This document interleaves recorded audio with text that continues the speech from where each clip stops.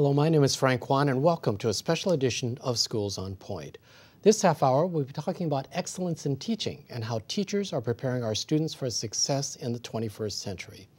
With me is Dr. Arturo Delgado, the Los Angeles County Superintendent of Schools. He's the county's chief education official, and through the Los Angeles County Office of Education serves 80 public school districts that educate 2 million preschool and school-age children. Superintendent Delgado, who started his career as a teacher, recently honored the 16 Los Angeles County Teachers of the Year. The Teachers of the Year program is the nation's oldest and most prestigious recognition program that shines a spotlight on excellence in teaching. Each of Los Angeles County 80 school districts selects a teacher to represent their school district, and 16 are selected as Los Angeles County Teachers of the Year. These 16 are then considered for the California Teachers of the Year competition.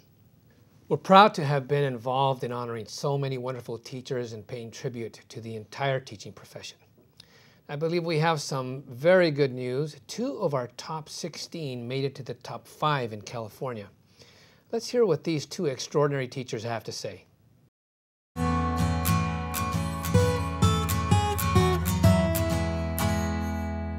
I think what makes me a good teacher is I'm not afraid to be the bad cop. I think people, especially my students, look at me, they see how short I am, how petite I am, and they think automatically that they can walk all over me, but that's definitely not the case, and students learn that from the very first day, that I have very clear and high expectations of them, and that I personally don't quit, and so they're not allowed to quit on themselves either.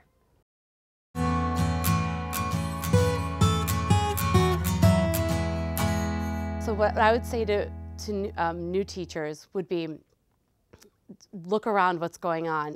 This is the craziest time in education. We are literally making the largest shift in education. There are so many resources available. There's so much research out there to help guide, what a classroom should look like and how a classroom is successful.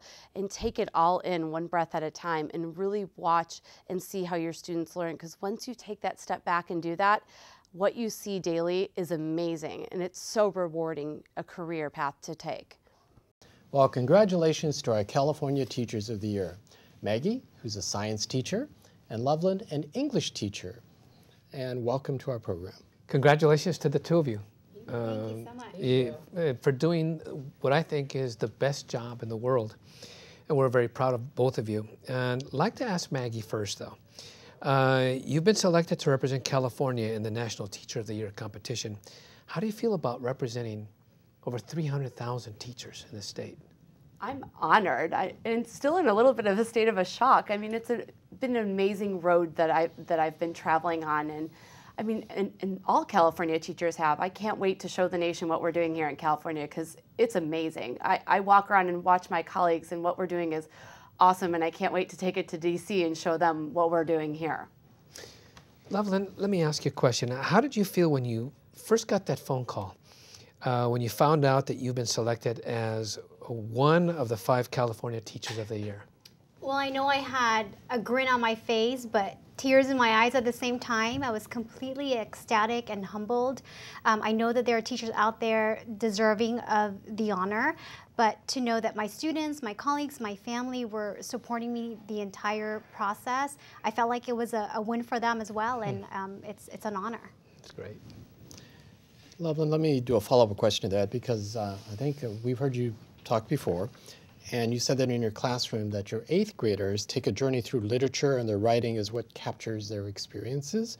And I think what you do is you dare them to take the next step, to not just be another middle school student, but to be the very best that you can. So how does that relate to your teaching style? I mean, that's a real challenge, isn't it? It is, but I begin by sharing a lot of my personal stories with my students. And I think because I'm open with them and I come from a very honest place, I tell them all about my challenging experiences as an immigrant, as an English learner who was suspected of having a disability because I didn't have the language, makes me connect with them almost immediately. And the fact that they can see me succeed, not just in the classroom, but with this award in particular, I think I'm an inspiration for them. And once they feel safe, because they see me open up and get vulnerable with them, then they start telling me their stories, and they can relate with literary characters and talk about how they can relate with their problems and write and talk about the lessons that they're learning from literature. It's about making a connection, it sounds like to me, which is to when you open yourself up to say, listen, I'm not just up here standing, but here I am and we share some similar experiences. Yeah, absolutely. I think I want my students to realize that what we're learning in our classroom is something that connects to their prior experiences. It's something that they can take with them for the rest of their lives.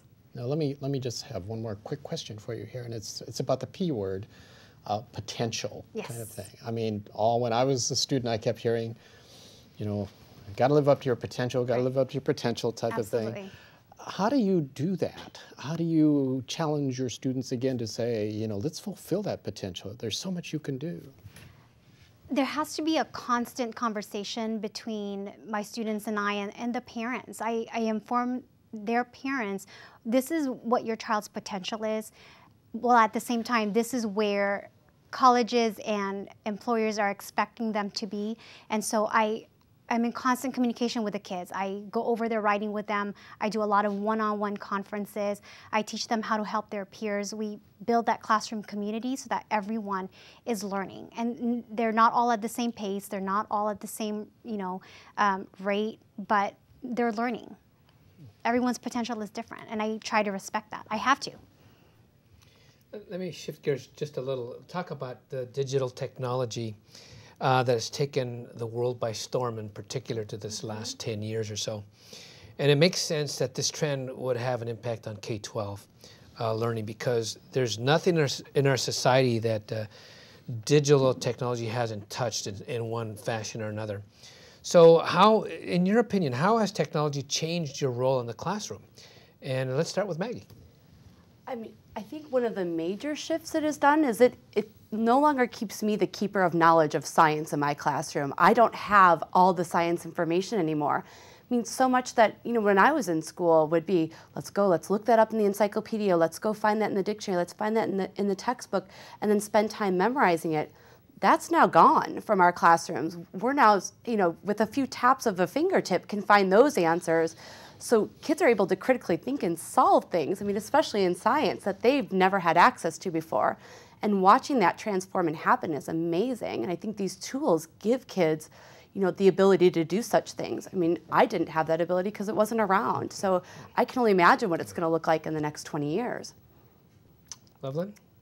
When my students are given a choice to read an assigned chapter from a novel or to check their friends' Facebook status update, I lose that battle almost every time. And so I think for me, technology has almost given me a fighting chance against social media and social networking. And so what I do now is I use the internet to extend my classroom walls and to make sure I have that entrance into their digital world. For example, when they're reading The Diary of Anne Frank, I have them go into, take a virtual tour of the secret annex, and willingly and happily they go onto on my teacher webpage and they start posting comments and questions to each other about what they just saw. Students are no longer just submitting final drafts of their stories, but they're treated as investigative journalists, and they have to publish their newscasts online and for their peers to later comment and give suggestions on. So I think for me, it's making reading enjoyable again. It's great to see that you've embraced it. I mean, I think if anyone has trouble with it, it's mostly the adults, but it doesn't look like you're having that trouble. Yeah. Thank you. Maggie, do you see the same thing when I talked a little bit before about connecting? Is technology, I mean, it sounds like Lovelyn's managed to make a way to use that technology to make the connection. Do you do the same in your teaching style? Oh, absolutely. I think it's what bridges the gap between the student's home and their school. I mean, there shouldn't be this divide of what's happening in a classroom at their home. It should be fluid, and I think devices and tablets do that, and it helps connect with the kids on their level, and it shows them, and they do things that they want to do, not necessarily what was kind of dictated to them before. Let me talk a bit about blended learning. I think that's a model of instruction, so it gives teachers an opportunity for some one-on-one attention, but it also means getting these students involved in the learning process. How do each of you approach that? Maggie, let's start with you this time.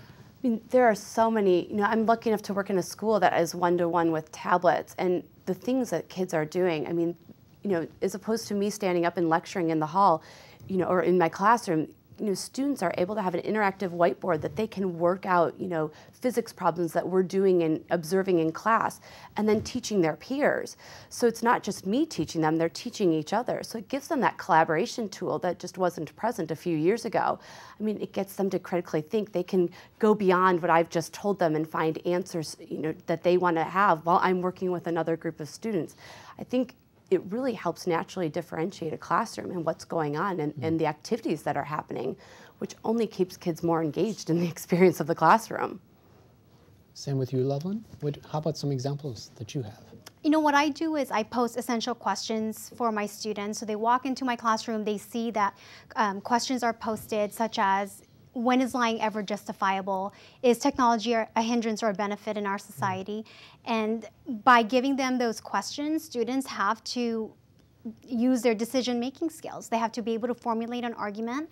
And once I've given them that, then they're left to then look for primary and secondary resources on the internet. And they have to then use some problem-solving skills to decide which of these evidence that I've pulled out can really support my argument here. And I think while doing that, I'm also developing 21st century skills that I know employers are looking for, which are soft skills. Communication skills, where students are not only decision-making and problem-solving, but they're also working effectively in teams. Common Core? Let's I think you've heard about that. We had a little conversation, I think, just prior to coming on camera here today about what we're seeing about our own children and how they're learning differently than it used to be. So Common Core standards, a roadmap of English and math concepts that students are supposed to learn in each grade level. So new learning goals, also new testing methods, and the state has also developed new science standards. So Maggie, let's start with you. Since you started, we had a little conversation about this earlier. How has this transition affected your classroom, and how has Common Core changed the way you teach? I mean, I think, you know, the NGSS standards in science are amazing. I really, truly think they're bringing curiosity back into science. The NGSS is the next generation science standard, so it's science is Common Core that's happening in our classrooms. And what they are is they're just more open-ended. It's not just facts of science. It is really, how do these facts relate to the world that these students are living in? And that's what we need. That's the scientists that we need to go out in the world and to solve those problems.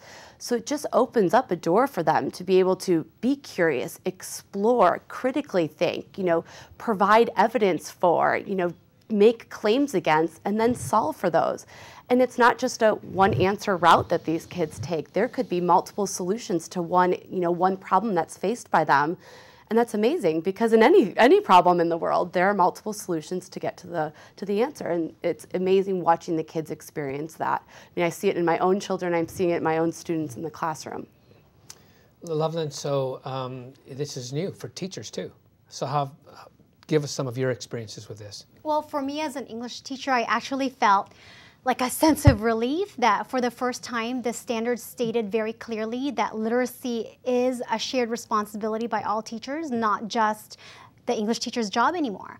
And so for me, I found myself stepping up to the plate and collaborating with my fellow core content area teachers and making sure that they have the support that they need to develop the literacy skills that their students need to perform at their Common Core state standard expectation in their particular area. So I find myself giving my students access to more complex informational expository texts so that when they get into math and science and history, they can tackle those hard textbooks. Well, it's all very intimidating to me, I'll tell you. And I started my career as a bilingual teacher in Baldwin Park.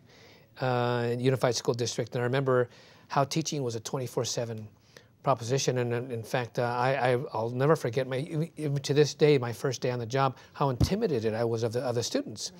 And but later, as they got to know me, and as I got to get the lay of the classroom, things changed, and it was a great, incredible experience for myself.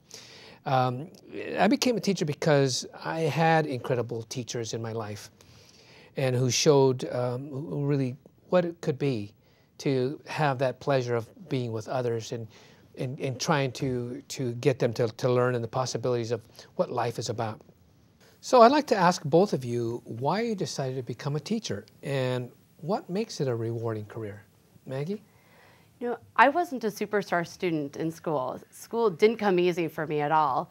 But I do remember that when I was given opportunities by teachers that were hands-on and that led me to discovery, I excelled in those classes, and I knew that was something I wanted to share with others and pass on to others.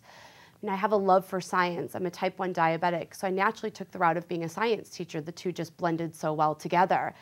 And it was something that I knew I wanted to be. I remember calling my parents from college and telling them that I was going to be an education major, and they both responded, well, of course you are. It was like they knew it was the path that I was going to take.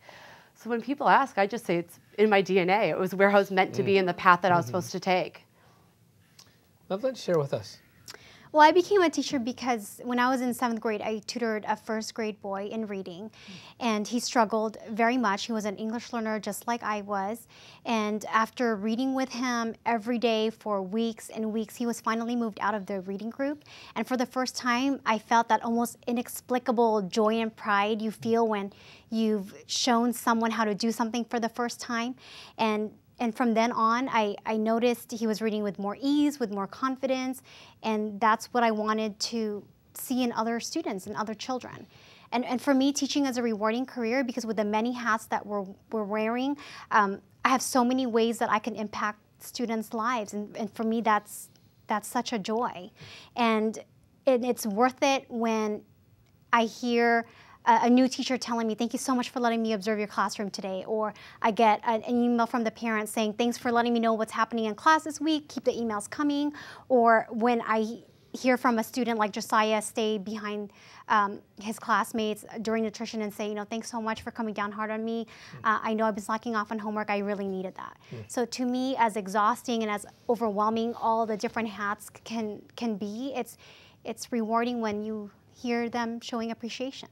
This is what you kind of get on a day-to-day basis, right? I mean, that light that goes on type of thing. I mean, I taught for a little while, but it was at the university level type of thing. But I remember all of my teachers who really stood out. I mean, they're like very special people. And I remember hearing once, I think, on the radio, it says, you know, there aren't not too many people you remember in your life, but you will remember those special teachers, you know, this kind of thing. How's that for you? Have you had like former students come back? Do you get that kind of, what is it called, psychic reward, you know, where they come back and they say, I remember.